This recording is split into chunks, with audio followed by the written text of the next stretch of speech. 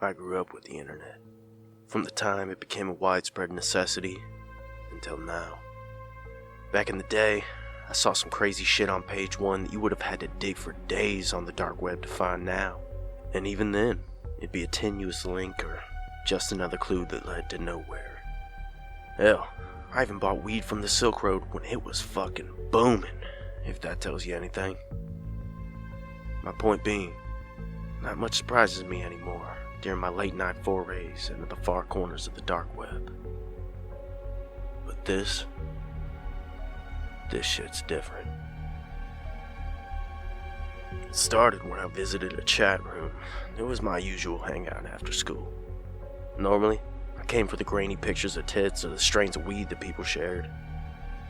There, it was a known rule not to post hyperlinks. It was seen as an act of deception. If you did, you'd be banned. Quickly. Anyway, I'm scrolling through what was posted before I got on, and kept seeing these links posted to the chat. Same one, but posted from a different account each time. After reading the vitriol people threw at the poster, I couldn't help but count for the hell of it. And you know what I got to? 32. 30 fucking 2 times in 1 minute. 1. This was in the days before bots, so it struck me as rather inhuman. I knew I shouldn't click on it, but the teenager I was decided this was the kind of shit I came here for. So, fuck it. I clicked. Like a fucking idiot. I clicked. Let me tell you, this is the craziest shit I ever seen. I must have went through thousands of links, some coming to dead ends, others to pictures of places and snippets like a puzzle. And others led to snippets of audio. And I think I've finally pieced it all together. I don't know if it was meant to be found or what, considering it left behind a trail like a squirrel would leave getting chased behind a horde of cats. Erratic.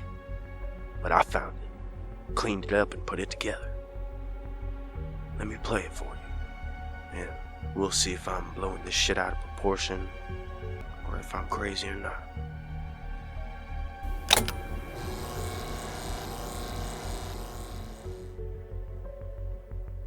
Society dictates we should love our family, that we should go above and beyond for them in any situation, to never abandon them.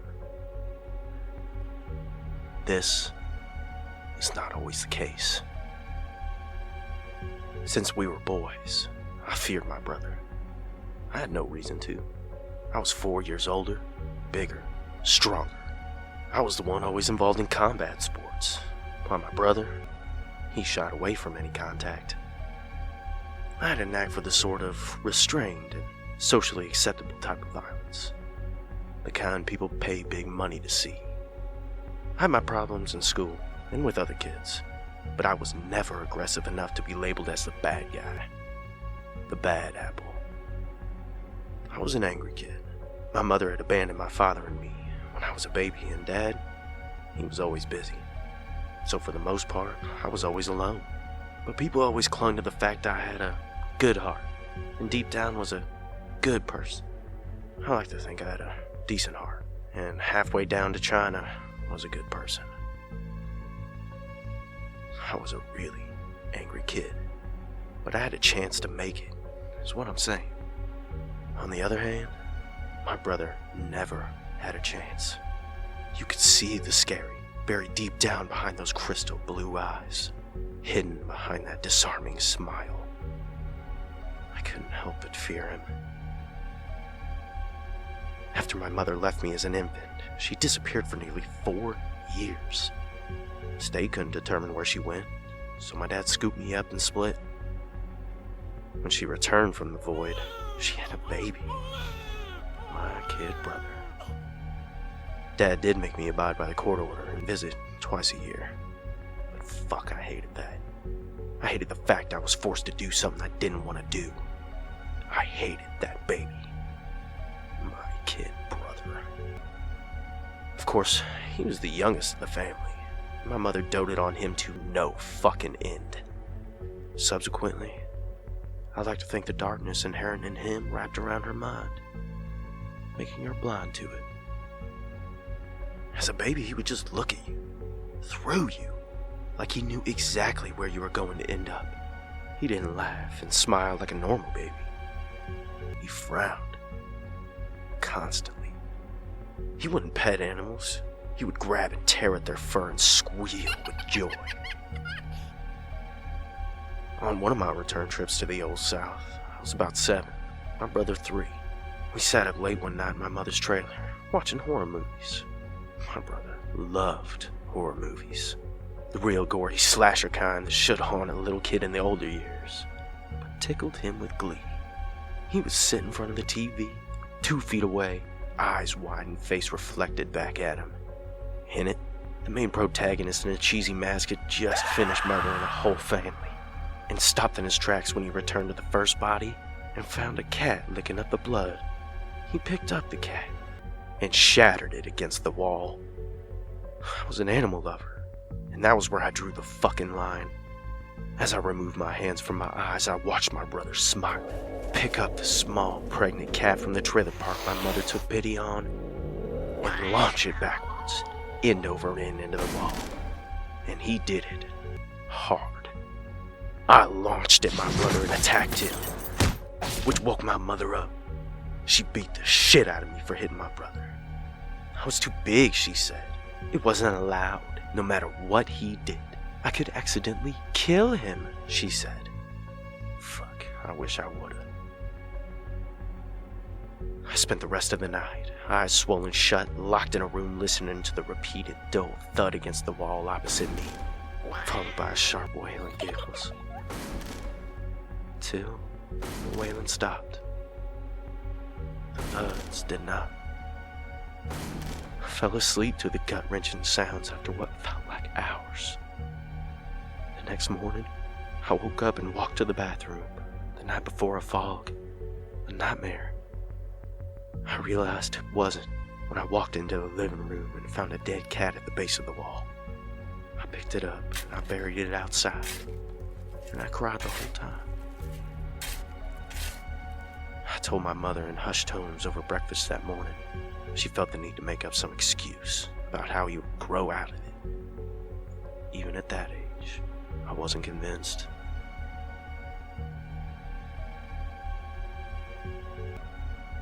As we aged, he grew more violent. He grew jealous of me. According to him, I was the lucky one. I was good at sports, had a girlfriend, did well in school.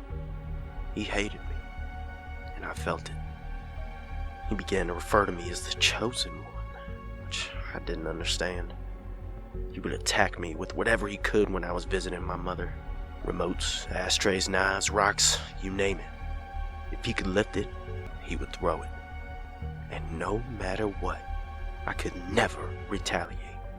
My mother would buy into my brother's fake tears anytime I did, and she would retaliate in her own way. I just learned to be quiet and avoid him as best I could. But his violence had outgrown the home front. He took a knife to school and threatened someone because he didn't like gays in his school. He cracked a classmate's skull with a lunch tray for insulting him. He got in fights constantly, and won them more often than not. His brutality unmatched by others his age. His darkness began to seep out of him. He broadcasted on fledgling social media sites his perverse ways, his anger and sense of hatred, the darkness that lived within him. Rumors began flying among the rest of our family that he was practicing the dark arts, a taboo subject here in the Deep South, black magic, witchcraft. Rumors, that is, until my mother found a large book, bound in human skin in his room. Then came the hundreds of dead animals in a mass grave in the woods behind the house, speaking in tongues. Eventually, the rumors spread around their small town in Oklahoma. Rumors that he was a Satanist, that he drank blood and fucked dead corpses. I was 17 when he was kicked out of school, and I would receive calls daily from my mother begging me to talk to him, to help him calm his wickedness. She had tried everything, but I had closed that door long ago. I had decided I wouldn't return after my 18th birthday, after I was free from the court-ordered visits. On our last meeting, I grudgingly hugged my brother and I told him I'd be back. I'd keep in touch. "I'll be back for you," I told him. His only reply, a calm, "Don't worry, brother. I'll find you." That cold tone in which he said it made me realize I didn't even feel bad that I had lied. I drove away and never looked back. I changed my phone number and never told the rest of my family. I changed addresses. I moved on. I got a good job. Met a wonderful woman. I was living a good life. It had been years since I'd even thought of him until one night I was watching a horror movie with my fiance, and it reminded me of my kid brother. The look of glee on the killer's face as he slashed and stabbed. I decided to show her a picture of my brother and told her if she saw this man get my gun and shoot on sight. He was dangerous, and she shouldn't be alone with him if she could avoid it. I just had a weird feeling he was just around the corner, haunting me as he did as a child. But he never showed. That lasted 5 years, 5 long, peaceful years, until my paranoia got the best of me. I had kept minimal tabs on my family in the South. Every once in a while, I'd Google my sisters, grandparents, mom, aunts, uncles, and my brother, just to make sure they were still alive and well, but didn't care enough to search me out. This Google search was different. I had an order to which I would look up my family members' names, and my brother was always last. For some reason, I couldn't help but search for him first. An article greeted me, his face blown up on the cover. He had committed suicide the month before. Gunshot wound in the head. No suicide note, nothing. All he left behind was his disgusting room buried beneath layers of teenage angst and the occult. It was a mystery in their small town. I couldn't help but shed a tear, even though I feared him and we weren't very close. But he was my little brother. Something about me being alive and him dead really bothered me. I began to have dreams. Vivid dreams. I would be in my bed, wife next to me, when I would wake up to see my brother standing next to me, just watching. I would go to talk, but he would always beat me to it. "You never came back!" he would yell, over and over, so quickly it seemed as if the words would trip over each other. I would go to rise, but he would pin me back down to the bed with a knife through his chest. As I lay dying, breath ragged, he would lean in close and whisper in my ear, but I would always wake up before I heard what he had to say. Over time, these dreams faded and were replaced by another. I would be standing in an empty room with a large concrete slab in the middle. My brother would be on it, cold and motionless. He would suddenly burst into flame, fat popping and skin smoking black. His eyes would open wide and fixate on me. "Does this scare you, brother? Does my imperfection frighten you?" His mouth twisted into a sick grin. "Does the chosen one have something to say?" Eyes boiling and bursting, spraying my face. And I would wake up. The dreams became a nightly occurrence. I began to have trouble sleeping. I lost weight. My wife started retreating from me, almost frightened. She said it was something to do with my eyes. The man she knew just wasn't there anymore. My life became a fog, me trudging through it like someone else was controlling my feet. During one of my fitful nights of sleep, I had one of my old dreams of him. The knife plunging through my chest, him leaning in. But this time, for some reason, I didn't wake up, and I finally heard what he had been attempting to whisper to me.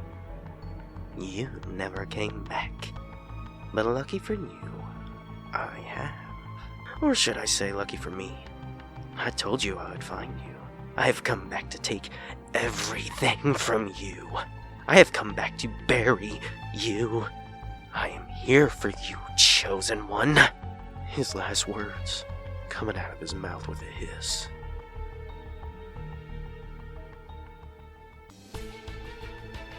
I have been trapped for so long now.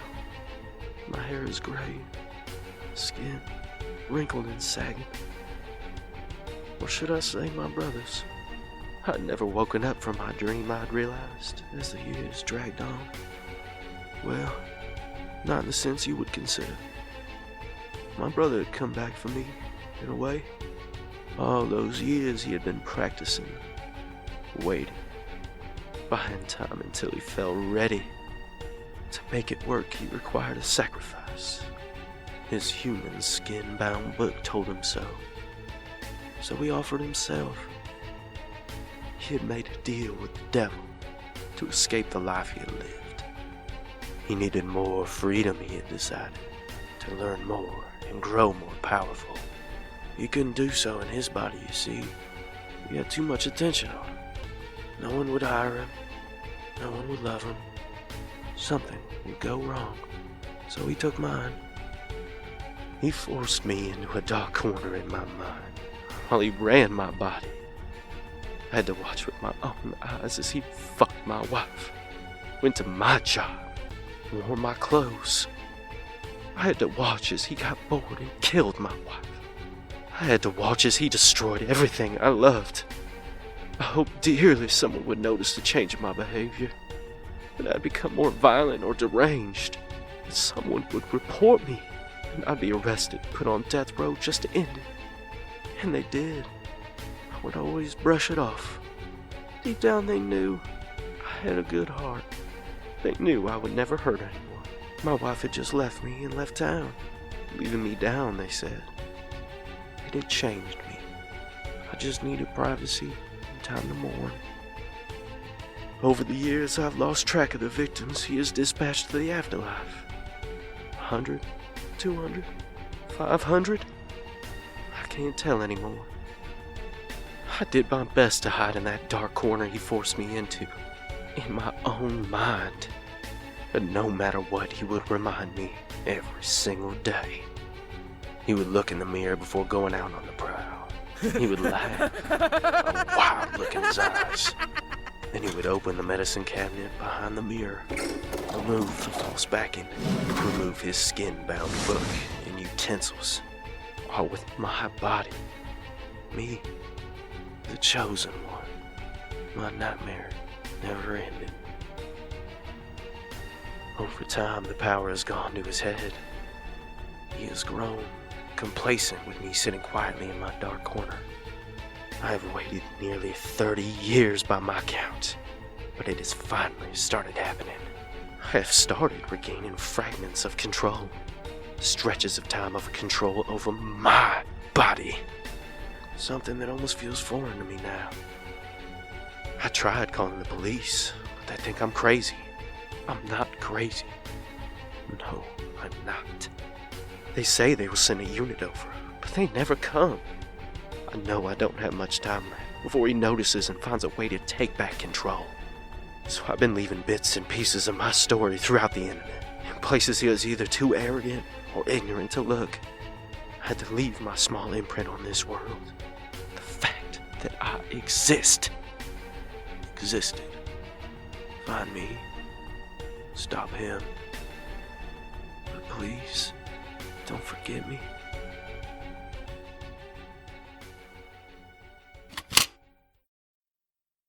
So who do we call to help this guy?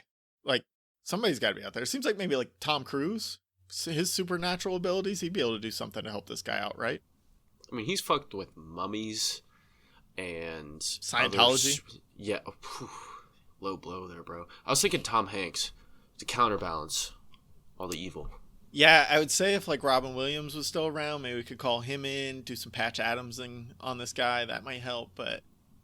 If they made a movie of this, that's who I'd cast as the main character. Ooh, I like that. Yes. So let's talk more about a movie in a second. Let's focus on the story for a second. I like the idea here of, you click on this link and just boom, you're in this story or different fragments of the story. I think that's the most terrifying part of this is like you're just scrolling through the internet, you click on some random link, and now you're sucked into this story that you can't get out of. You're a part of it now, right? Right. And after hearing it, that's how I feel. Is like, well, shit. There's something going on. I got to help this guy. Well, it almost felt like an alternate reality game to me. Mm-hmm. Like, it reminded me of the Jejune Institute. Yes. You kind of click on that little itty-bitty link, that little scrap, which takes, most people kind of just discount and throw to the side or just don't understand how to find it, yada, yada. And then you get to the point where you fall down the rabbit hole and it becomes a little terrifying until it becomes like a total conclusion. And I really liked that I don't know that I was scared while going through it, right? And kind of like you said, it feels like you're a part of this other world all of a sudden. So I was definitely curious of what the brother was planning, why and how he was going to pull it off, where did it lead? And the thought, so in the story, not terrified, but like thinking about the story afterwards, the thought of just slowly losing yourself to something that you can't stop or don't even really know is going on. That's the truly terrifying part of this, right? And it's got this allegory almost to mental health and stability there of, that's what some people with mental health issues, they go through is you're losing your sense of self and it's nothing you can control. And you don't even necessarily know that it's happening to you until something drastic happens. And then you're like, whoa, that wasn't me. And that's kind of what's going on with the guy in this story. Right. It's almost, in the rearview mirror at that point. You don't know where the lines become really blurred. It seemed like you don't really know where you stop and they begin and vice versa.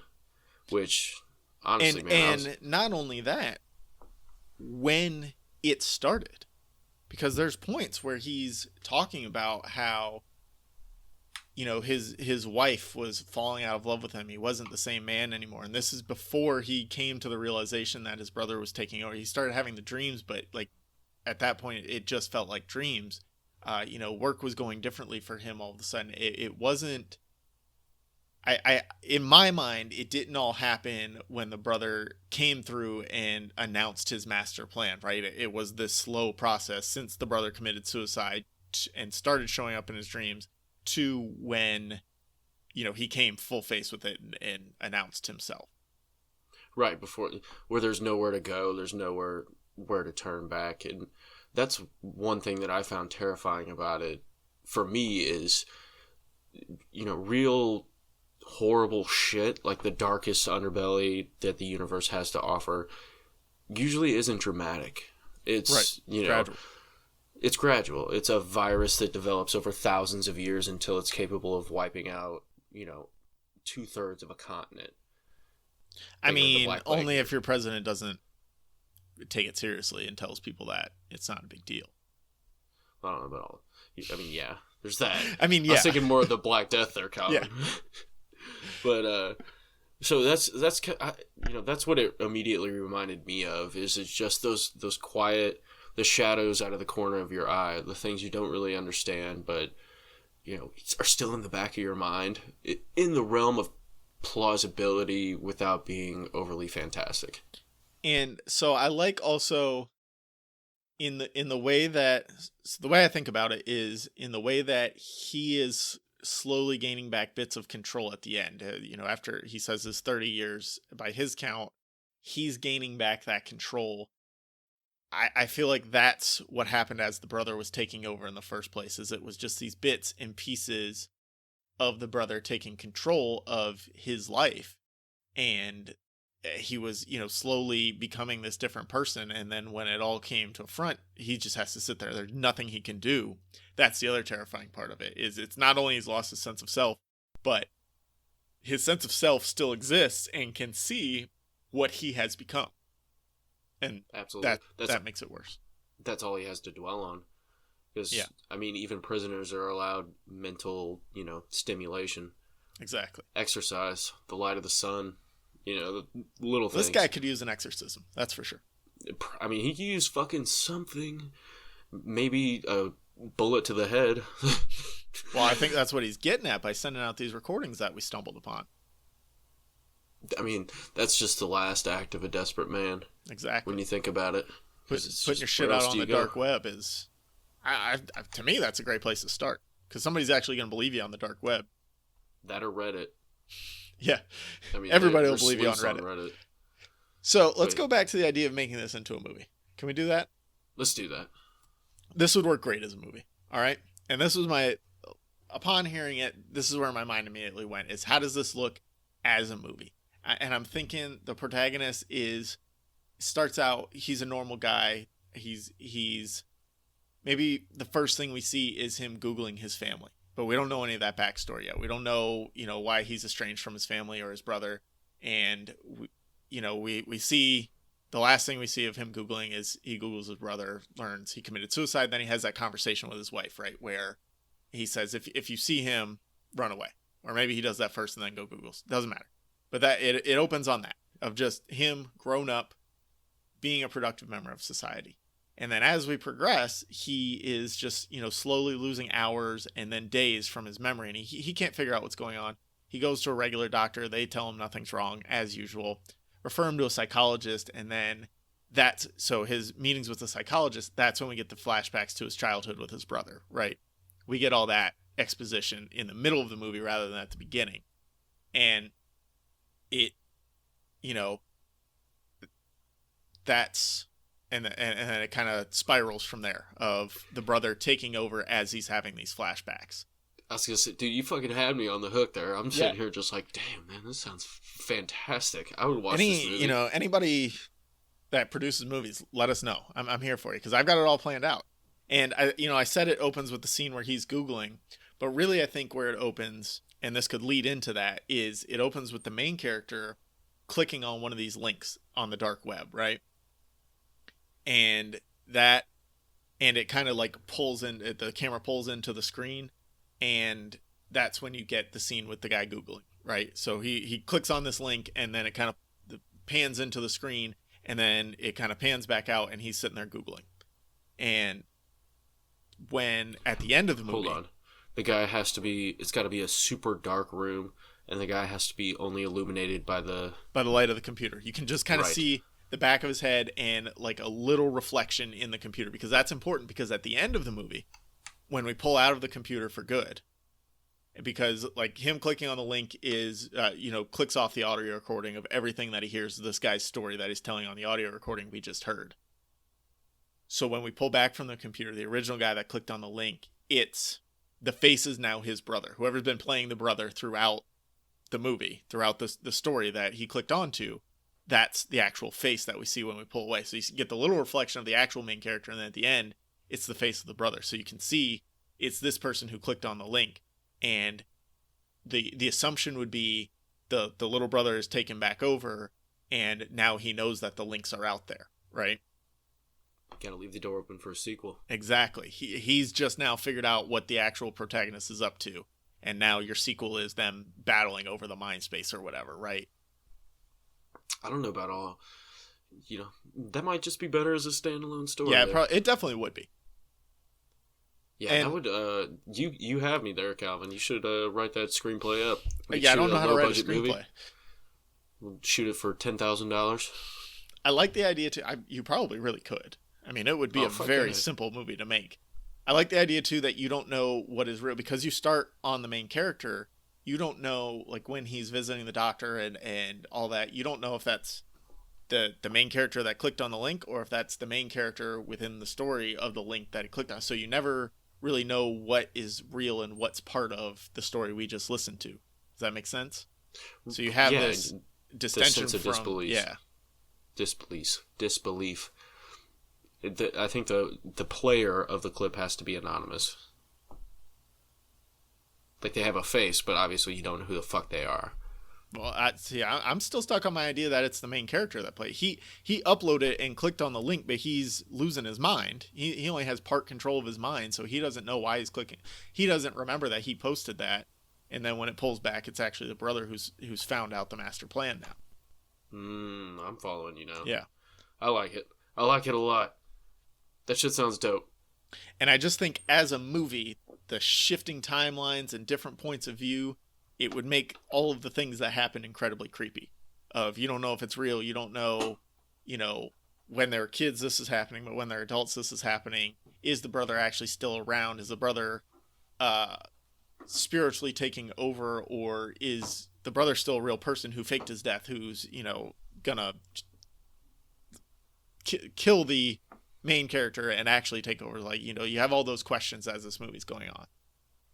Right. It's not coming out and really saying anything. It's saying a whole lot, but not slapping you in the fucking face with it. And Absolutely. then it'll all come to a nice point. Yeah. So I liked it. I wasn't terrified, but the groundwork is there to be terrifying. I think it would be terrifying as more of a visual piece. Yes. I agree.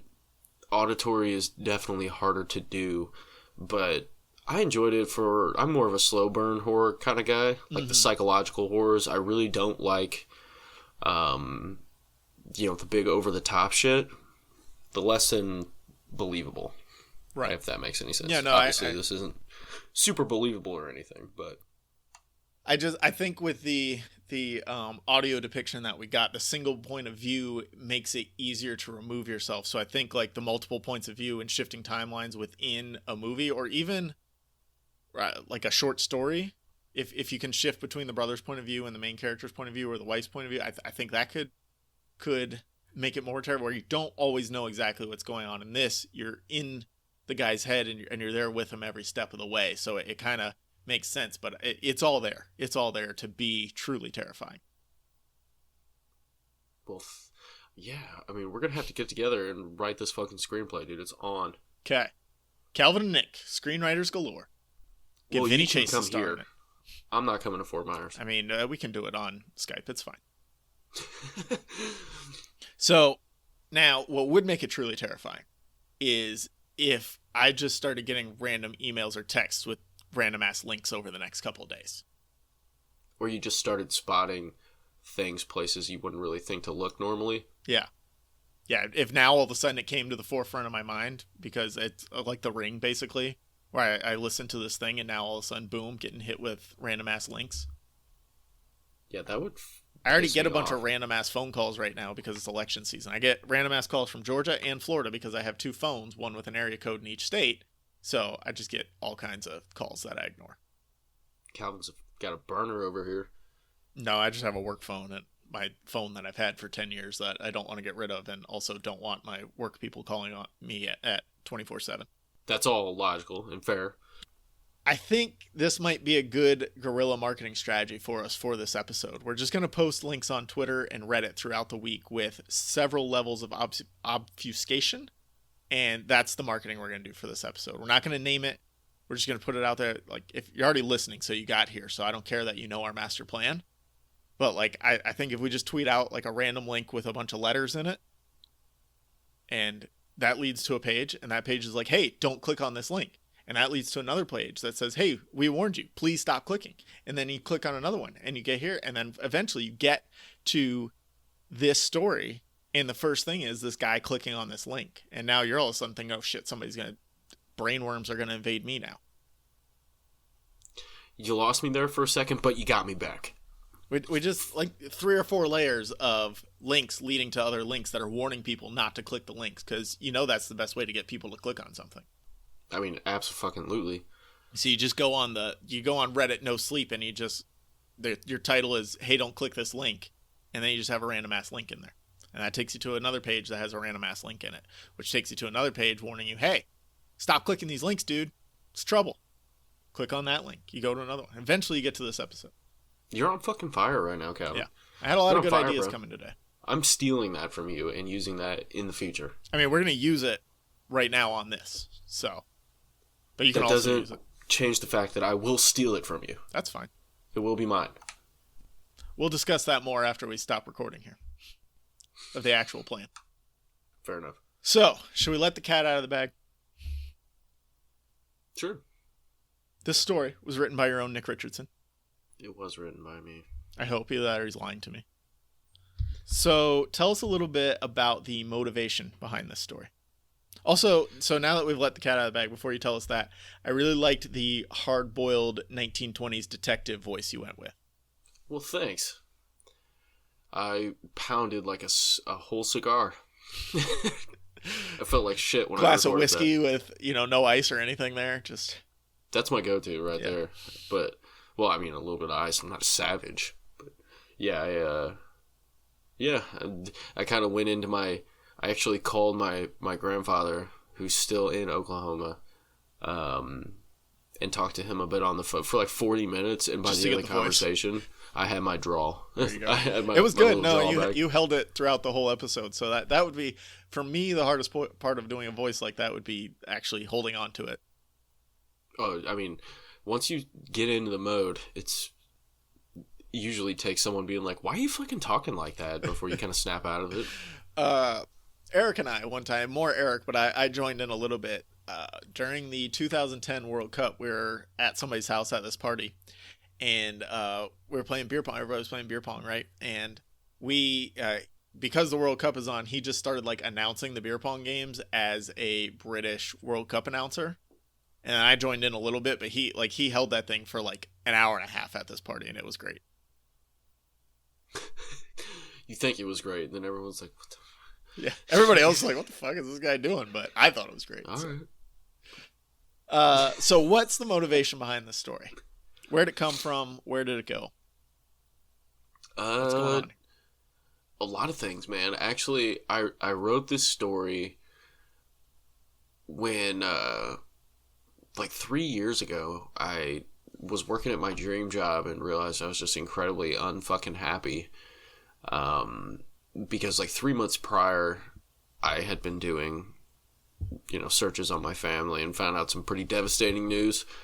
So that really affected my work-life balance. And so I was just kind of in a dark place, and an angry place is another one.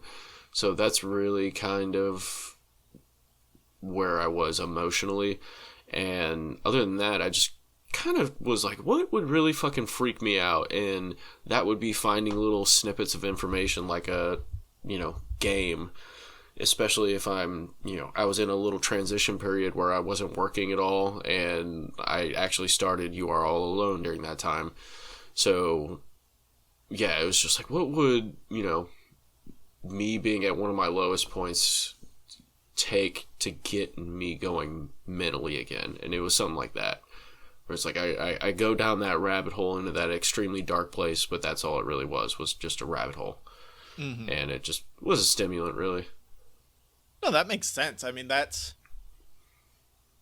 how you can bring yourself, like, facing that adversity is how, like, one of the best ways to actually pull yourself out of it. And so you're facing it, but you're not directly facing it, right? You're creatively facing it. And I think that's a really good way to process that. And it makes breaking sense. It down to a point where shit will make enough sense. Because if you just present a fantastic, sort of story that's blurs the line between truth and reality, it's a lot easier to kind of look at the real points and break them down for what they really are. Right, exactly.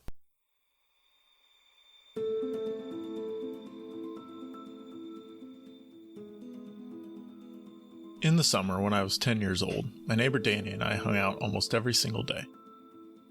Some days, Danny would come to my house and we would play in our treehouse or play whatever random sport we felt like, or swim in the pool, whatever kids do. But the best days were the ones where I would go over to Danny's house instead, because Danny had a trampoline, and there's nothing cooler in a 10-year-old's life than a trampoline. Danny's parents weren't home a lot during the summer because they both worked, so we didn't hang out at his house very often. But I remember very distinctly one day in July we were over there. His mom must have had the day off for some reason. Maybe it was 4th of July, I don't know. We were jumping on the trampoline and we saw this little boy at the edge of Danny's yard. He had to be 7 or 8 years old because he was littler than us, but not much littler. I pointed him out to Danny and Danny called out to him to come over and play with us. We lived in a very small town, and mostly everyone you met was friendly and had some connection to you or your parents. And at that age, kids are just kids, and all it takes to be friends is literally to be in the vicinity of each other. I remember thinking it was weird, though, that we had never seen him around before because there weren't many other kids that lived on our street, and if one had moved in, we would have noticed it. There also weren't any businesses or anything around that this kid could have been at work with his parents and would have wandered off, nothing like that. The only reason to be on our street was if you had a house there. It was weird, but whatever. The kid didn't say anything when Danny told him to come over and play. He just kind of stood there, watching us. We shrugged it off and kept jumping on the trampoline. We were trying out cool moves on the trampoline and had kind of forgotten about the kid. But we stopped for a rest and looked over and noticed he had gotten a little closer, but still not that close, and he had sat down in the middle of Danny's yard, still locked in on us, just kind of staring. This time I said he should come play with us, only to get no response again. Whatever, he was clearly younger than us and must have just been shy around bigger kids. We started jumping again, and this time when we stopped to look back, he had moved and was standing right next to the trampoline, kind of leaning his arms and head on the edge of it, just staring at us. It was one of those trampolines with the big safety net around it, and he was so little, so we would have had to open up the net and let him in. We figured that's why he was just standing there. He was finally ready to play. Danny went over to the opening in the netting, opened it up, and told him he could come up and jump with us if he wanted, but the kid just kind of shrugged. Danny asked him what his name was, and he said Billy. Danny introduced himself and me and asked him again, this time by name so he knew we were just trying to be friendly, if Billy wanted to come play with us, and reassured him that it would be super fun. Billy just kind of shrugged again and started walking off, but he walked off in the opposite direction from where we first saw him, so it was kind of weird, but we figured he was just going to keep exploring the neighborhood. The details are a little fuzzy, but this must have happened on a Friday because Danny and I didn't hang out for the next couple of days, meaning it probably would have been a weekend and his parents were home and my parents were home. I mostly forgot about Billy over the weekend because my family was always very busy doing things around town on the weekends, and being an absent-minded kid, I forgot to ask my mom if anyone new had moved into the neighborhood. But when Danny came over the next Monday, I remembered to ask him if he saw Billy roaming around any over the weekend and if he finally wanted to play at all. Danny said he saw him a couple of times and he was always alone, just kind of wandering aimlessly in and near Danny's yard. But every time he tried to talk to him, Billy would wander off again without really saying anything. Danny told me he asked his mom if she had seen the new kid in the neighborhood, Billy, at all around their house, and she told him no. And this is where it got really weird. She said that there shouldn't be any new kids on our street at all. No one had sold their house and no one had moved in since they had, which was only a few months before summer started. We spent the next few days hanging out at my house, and we never saw Billy around my house. And I asked Danny every day if he had seen Billy, and he told me he had. This wasn't really that extraordinary. We would hang out at my house until almost dinner time, and Danny would usually go home and go straight inside. So the only time he could have seen Billy was on his walk home. After about another week or so, Danny told me he saw Billy again over the weekend, and he went over and tried to talk to him. He got a little more information out of him this time. Danny said Billy told him that they moved to town last year and that his dad got a job at the power plant in town. I knew this couldn't be true because my mom worked for the town's newspaper and was doing a story on the 20th anniversary of the power plant shutting down. I told Danny that, and we both chalked it up to Billy misspeaking. After all, the power company still had a big office in town, just the plant had shut down, and maybe being a little kid he didn't know the difference or just said the wrong thing. I remember later that night I was sitting with my mom in her office while she was working on her story about the power plant. And I remember she had what seemed like 1,000 old newspapers lying around her office. I was looking at some of them and was just trying to find the comics section in all of them because I loved reading the comics back then. And to this day, I can't forget what it felt like when I picked up one in particular. Chills shot all throughout my body. There was a huge picture on the front page of a family, a mom, a dad, and a little boy. I gasped and showed my mom immediately. I told her that this was Billy, the kid Danny and I kept seeing wandering around his yard but wouldn't play with us. My mom, for like the 30th time this summer, reiterated that there was no new kid in the neighborhood and grabbed the paper from me before I could read the article. I told her, yes there is, his name's Billy, his dad works for the power company. He told Danny all about it the other day. My mom looked at the article and pointed at the date. It was from July 1977, and it was an article about the accident that killed a man and his son at the power plant and was the reason it shut down in the first place. She once again told me that there were no new families on our street, and that even if there were, we definitely couldn't have seen this kid. I grabbed the paperback and read the caption. The caption said that James and Billy had died in an accident at the power plant, and that James's wife lived not only on what is now our street, but Danny's family's current address, if anyone wanted to send well wishes her way. When Danny came over the next day, I told him everything and showed him the paper and the picture. He agreed that it was definitely Billy. I only went to Danny's house a couple more times that summer. One, because the summer was almost over and his parents still weren't home very much, and two, because the second to last time I went over there, we saw Billy again. But this time he was just staring at us at the edge of Danny's yard again, and Danny and I were too scared to approach him. I went one more time that summer, and there was no sign of Billy. I remember distinctly that we stayed inside most of the time and tried not to look out Danny's window to the edge of the yard where we had always seen Billy. Once school started, Danny and I were in different classes, and I didn't get many opportunities to ask him about Billy and if he was still around. Before Christmas, Danny and his family had sold their house to an older couple with no children, so I never went to Danny's house ever again after that, and my family moved to New York 2 years later. I can't help but wonder if Billy still wanders around the yard and if anyone else who lived in that house ever saw him.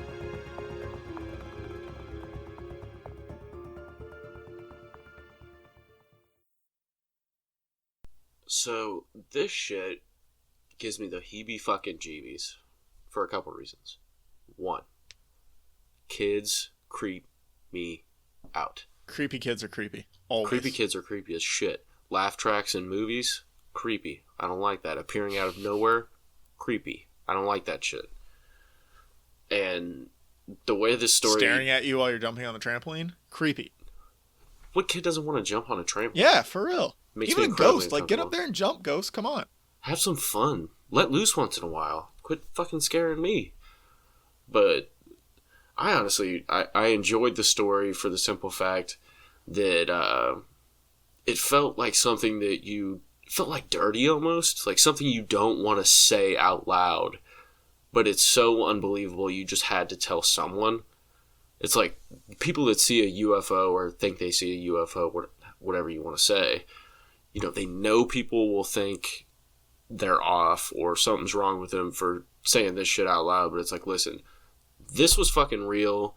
It makes me uncomfortable, but I got to get it out there. Yeah. Well, it's like any ghost story. Like, you know people aren't going to take you seriously, but you also have to speak your truth in that sense and get it out there because somebody will take you seriously. Well, yeah, and at the same time, it's like a burp that you just gotta let go. It's like, fuck, dude. I don't know. Whenever I talk about something creepy or something I don't necessarily want to talk about, I get that weird. It's almost like it's getting pulled out of me. Like I gotta fucking say it, but I'm afraid to say it because it'll bring it to fruition. So I don't know. Exactly. I always have that tug. Well, you know, as telling it, you're worried that you're going to look in the corner and this kid's going to be standing there again, you know? As an adult, I would drop him. That's not something you want. No creepy kids around He's here. A ghost. You can't drop him. You just go right through him. That's how ghosts work, Nick. Have you seen Supernatural? Casper? There's tons of salt I could use. Stuff like that. I don't know. To answer your question, no, I have never seen Supernatural. I am not a 13-year-old girl. My wife loves that show. So I have obviously seen a couple episodes of it. I actually don't know if it's like a tween. It's one of those CW shows. I watch the Arrowverse and those shows, so like I'm no better. It was a funny thing to say. So I'm not disparaging anyone who watches Supernatural. I'm sure it's fine. It's just not my thing. No, you're on point. It's a little dark though. Point. Yeah, you're on point. I mean, it's true. I felt young again watching it. But yeah, this story just made me incredibly uncomfortable because it's obviously from the point of view of the storyteller, it made them uncomfortable, or at least that's how I understood it. But as an adult telling that story, it's incredibly detailed and vivid for happening, you know, X amount of time later. So it's something that obviously made a large impact on this person, and they've gone through the rest of their fucking life with that in the back of their mind. Mm-hmm. Every time they see a trampoline, can't help but think, this kid's going to be fucking staring at me again. You know? Every time they hear a keyboard. I mean, I'm sure there's a lot of trampolines in Florida. There's a shitload around here. People love trampolines in Florida. I don't understand why people like trampolines, period. They're fun. I mean, you jump on them, you do flips. For like 7 minutes, man, until you're out of breath. Yeah. We're adults, dude. Well, I mean, we go to they got like the trampoline, I don't know, park here, I guess is what you would call it. Like, we call it the jump place. But Jump tag. They opened one here, and then COVID hit. It hit like not even 2 weeks later. Oh, that sucks. Yeah, I felt bad. Because that we've gone because everything here is open, and we try to go. We're like, we'll see. Maybe it'll be okay. Maybe there won't be that many people there. It was just packed. There's no masks anywhere. The staff is wearing masks, but then and they got like the plexiglass up, right? So when they're behind the plexiglass, they had the mask down, which, all right, fine. You shouldn't do that, but fine. You're behind the plexiglass. I feel a little bit safe there. But then, like, they got to put the little wristband on you, right? So I think it was a girl, she comes around the plexiglass to do the wristband without her mask, never puts it back on her face, and gets in my kid's face and puts the wristband on her wrist. And it's like, why is the plexiglass there if you're going to do that? Like, you might as well just... Yeah. So we have not gone back. That's the end of that story. But yeah, trampolines are weird. I'm not a fan, man. I had a bad nut shot on one when I was in like 3rd grade. I tried to jump off, just completely missed the jump, and bam, right on the bar between my legs. Not a good feeling. Because this was before they had the nets, you know. Oh yeah, fuck it. Back in the 90s, man, the early 90s, they didn't give a shit about kids. I remember I almost broke my ankle on a trampoline because I got too close to the edge and got caught. My ankle got caught in like the springs, between the springs and the outer bar, and no one was home at my grandma's house. So I hung upside down. I was a little fat kid with 0 core strength. So I hung upside down for several hours until they came and found me. I remember another time, I was much older this time, I tried to do a backflip off of one, like, because my friend lived on a lake, so they had like a little beach at their house, and the trampoline was right next to the beach, so like it's a kind of a soft landing into the sand. So I tried to backflip off of the trampoline into the sand, and I just did not get more than halfway around, which is weird because I can do a backflip off a diving board into a pool, I'm fine. Backflip on the trampoline, I'm fine. For whatever reason, like, I just did not. I landed straight on my head. Never went to Danny's house again after that. God damn it, Danny. Hopefully there weren't any chicks there. I don't know. I don't know that anyone even saw me do it. Yeah, I fucked myself up. Super cool backflip, though. So this devolved quickly into, like, let's talk about trampolines, but truly, like, as a 10-year-old thinking about that, of seeing a ghost, right, for lack of a better term, and dealing with that and processing that, because at the time you're thinking it's a kid that's coming to hang out with you, and it's not. And then you keep seeing them, but they still won't talk to you. Like, that is very hard to deal with. Well, it just doesn't make any sense. It's like as a kid, you know, you go to school, every kid you interact with will talk back to you. You know, it's right. You have a certain expectation. Like, it's a small town. You don't know, like, everybody knows everybody, so it's weird that this kid is there that doesn't know anybody else. Well, and kids are and that won't just talk to you. Why is he there if he's not coming to talk to you and jump on the trampoline, right? Right, and I mean, kids don't put too much stock into, I've never seen this kid before. It's, you know, or where does he live, and shit like that, like we as parents would do. It's more, hey, this kid doesn't want to play. Yeah, let's play, dude. Unless, you know, they're losers. Yeah, he probably just wanted to play Dungeons and Dragons. He didn't want to jump on the trampoline. He was trying to work up the courage to be like, hey, I got this cool game. It's called Dungeons and Dragons. You create your own character. That does not sound like loser talk. It sounds fun. I think Dungeons and Dragons would be extremely fun. I have never played. I almost got into it when I was in like 9th grade. But the kid who was like trying to talk me into it was one of the weird kids, and I was like, it never materialized after that. Yeah, you can't have one of the weirdos. One of the people that's like salivating. But like, he's telling me about it. So like, I had never heard about it before that. And he was talking about, like, they go to this game shop. It was probably like a comic shop in town. I had never even been to this place. And he's like, no, it's really cool. Like, there's this big game board. You get to create your character. You can be this type, this type, this type. You pick all your clothes and what your personality is and all that. I'm like, It sounds like a video game. Like, that sounds awesome. Why do people think this is stupid? Because you got to say it out loud. That's they don't true. do it for you. It's different when it's a video game and you're like actively playing versus like a dude going, you walked into a room. You're like, all right, cool. We're still sitting here, but You gotta use your imagination. And again, we're off track. it's all right getting off track. That's what happens. But That's what happens with the ghosts. I just don't like talking about ghosts. No, I don't want to do that. I got to sleep tonight. But I'm coming back around to it, and the shortness of the story. I mean, it was so contrite. So it's something where it's like that adds to the uncomfortable feeling of someone having to discuss it. But at the same time, there is not a wasted word in that fucking story. There's not a wasted breath. There's not a wasted moment. So it's, I don't know, it's a whirlwind, dude. You're just like, okay, you're at the bar. You see some random guy you get to chatting with, and then he just unloads this story on you for 8 minutes and then just walks the fuck away. Which is something that's happened to me before, but not a story like this. Mm-hmm. I can just see someone doing that, and that would terrify the shit out of me. Yeah, you'd be like, wait, hold on, I need to hear more about this ghost. You can't just leave. What happened to Danny? Where's he at? You never looked him up on Facebook? Is Billy following him around, or is Billy still at the house? I don't know. What's going on? It's full body apparition. That shit's scary. Mm-hmm. Mm-hmm. Yeah, just wandering. Like a fucking wanderer. I really would want to know what happened to Billy exactly. That would be my question. He died in the accident. Right. But how the fuck does he end up at home? Like, how's his ghost at home rather than at the plant?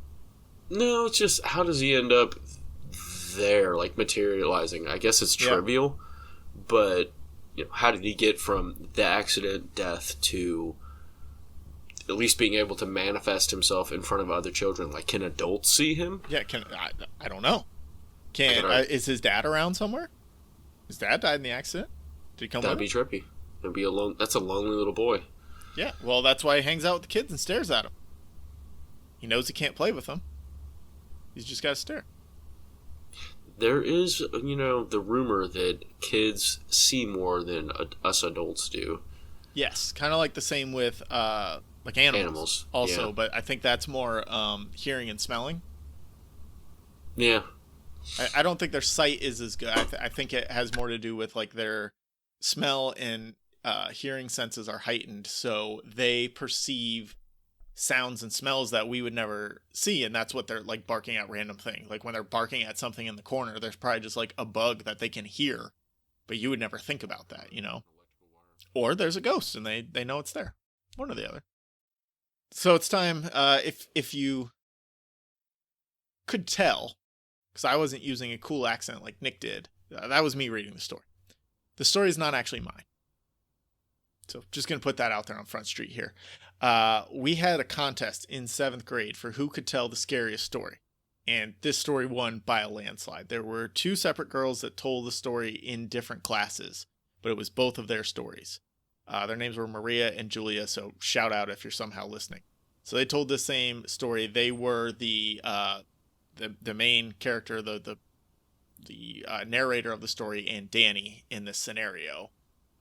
They were at one of their houses. They saw this. They told it so well, it literally still haunts me to this day. As I talked about coming across, like jumping on trampolines. Like if I jump on a trampoline, I will always still have that thought in the back of my head of like looking over. What if there's just a kid staring at me? Because that was part of their story. Yeah, that'd make me really fucking uncomfortable. Yeah. Because that is a story you wouldn't expect from 7th grade.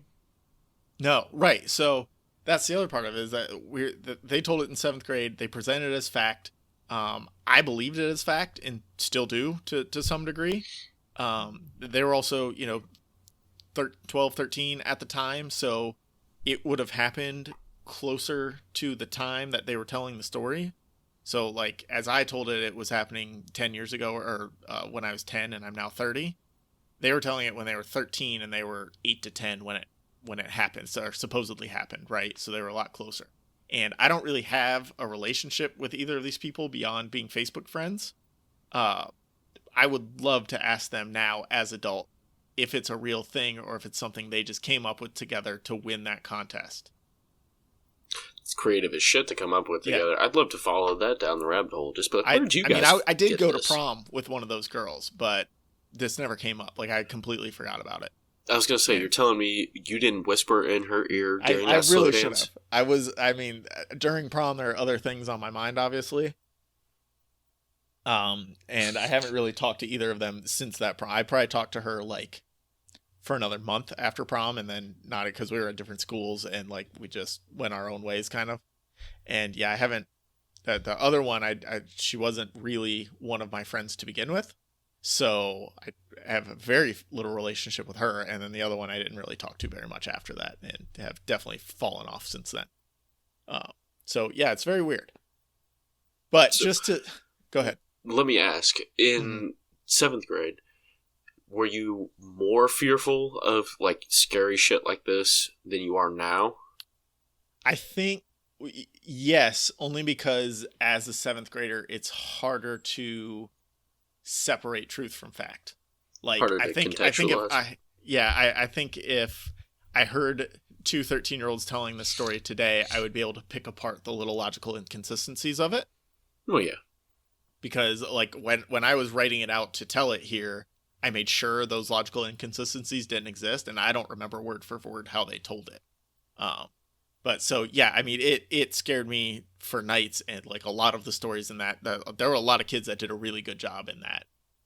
But I did change a few details to make it more realistic as I was the one telling the story, just to make it easier for me to tell it. I set it in Florida, where I grew up, rather than New York, where they grew up. My mom has never worked for a newspaper. I don't think either of theirs did. But the part about finding a newspaper with like a story about the kid, that's real. They had said they found the newspaper article with the picture at the library. And I just thought that was like too big of a coincidence, right? Of just like, oh, I'm at the library. Oh, hey, here's a random paper from 20 years ago that says this kid died. It made more sense to me that my mom was working on something that led to that paper being there. Yeah, I mean that. I agree 100%. My mind got going because that's happened. I saw my old house as a kid growing up, in a newspaper clipping from 100 years prior, randomly at the library. Oh, So, I mean, maybe it's not that illogical. I mean, it's plausible. I don't remember all the details of how Billy died. His name was Billy in their story. I kept that because that's the part that stuck with me too. I don't remember how he exactly died in their story. I made up the whole power plant thing because where I grew up, there was like a power company in town that employed a lot of people that lived in town. So it was like an easy logical jump to say, okay, there's a big accident at the plant and he died and blah, blah, blah. That power plant never actually shut down due to any accidents or anything like that. So that was just more artistic license. The gist of it was all there. The trampoline thing, like I said, that is 100% real. That's the first time they saw him. That's what stuck with me the most. But he like came out of the like they had a hedge around their house, and he came out of the bushes towards the trampoline and just slowly inched closer and closer and stared at them the whole time. And they did try and talk to him, and he wouldn't talk back. Yeah, so it's That would creep me the fuck out. Yeah. No, thank you. right, and that's kind of the thing that stuck with me of like him just coming out of the bushes and just fucking staring out of nowhere. Yeah, some random kid comes out of the bushes. It's like, yo, you need to get the fuck away from me right meow. If somehow Maria or Julia, I won't put your last names on blast, first of all, because they have changed because you've both been married. Are they sisters? No, they're not sisters. They were just friends. And it was like they were friends and they were hanging out at each other's house over the summer. It was, that part was all kind of more Legit. true to what their actual story. Yeah. So if you're listening for some reason, send me a message on Facebook, or if somebody who has a better relationship with them now is listening, tell them to send me a message on Facebook. I need some real answers on this. Yeah, in email form, preferably, so we can post it to our Twitter feed. I would also feel like if they are listening and they hear how terrified this made me at the time and still sticks with me, I feel like they just keep it going at this point. Like, even if it's not 100%. real, they're just going to be like, yeah, this was totally real. Yeah, why are you calling me? Yeah, it was fucking real. Leave me alone. But if that's the case, then I'd still like to rehear your actual version of the story. because they did such a good job as 13-year-olds. I would want to hear that again, like the actual story, rather than my fragmented memories and filling in gaps with my own stuff. Isn't that the best part of the human brain, though?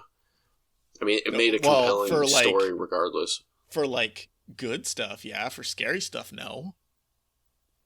I don't like that I can't jump on a trampoline without thinking there's going to be a kid walking up and staring at me.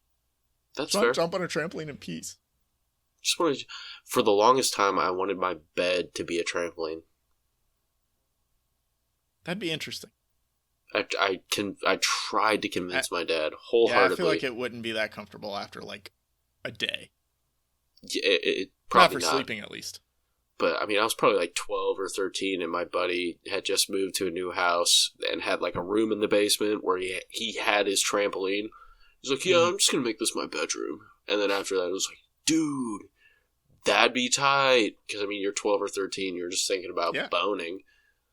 You're just, bro, on a trampoline, bro. That'd be cool. It would not be cool. Don't do that, 13-year-olds.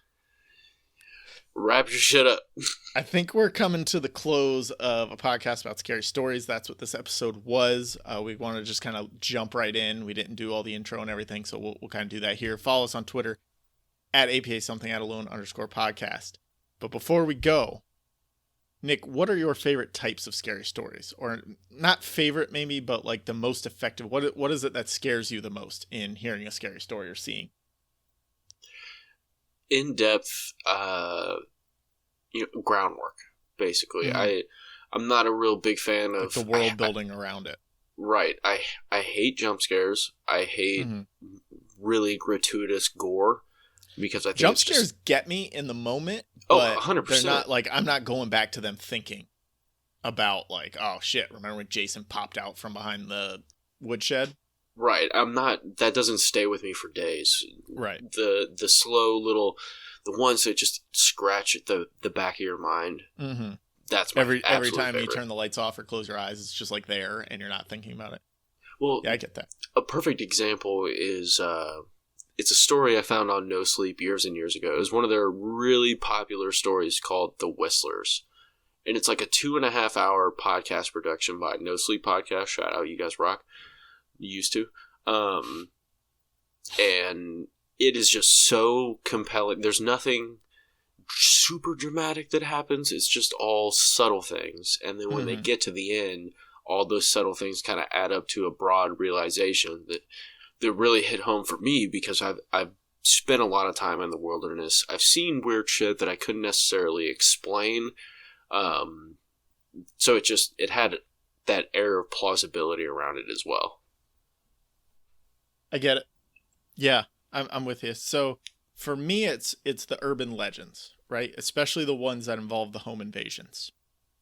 Yeah. And the one that always got me the most was the one where the girl's at home alone and, there's a killer on the loose, obviously. There's always a killer on the loose, broke out of this insane asylum, whatever.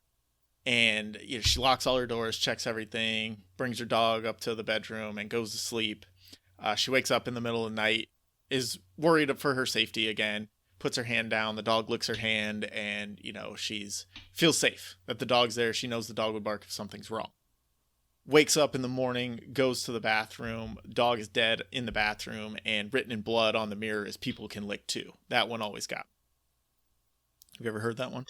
I have not, and that freaked me the fuck out. I I didn't tell it well because I was just trying to get to the point, but that one's bad. The ones like when the married couple are on the road and there's a escaped killer and the husband leaves to go check the tire and doesn't come back for a while, and the wife hears a scraping on top of the car, and turns out it's his ring, and he got killed by the killer, and blah blah. Now he's in the back of the car, like all those. Guy popping up in the backseat of the car with the flashing lights behind him. All those, anything that was covered in the movie Urban Legend gets me.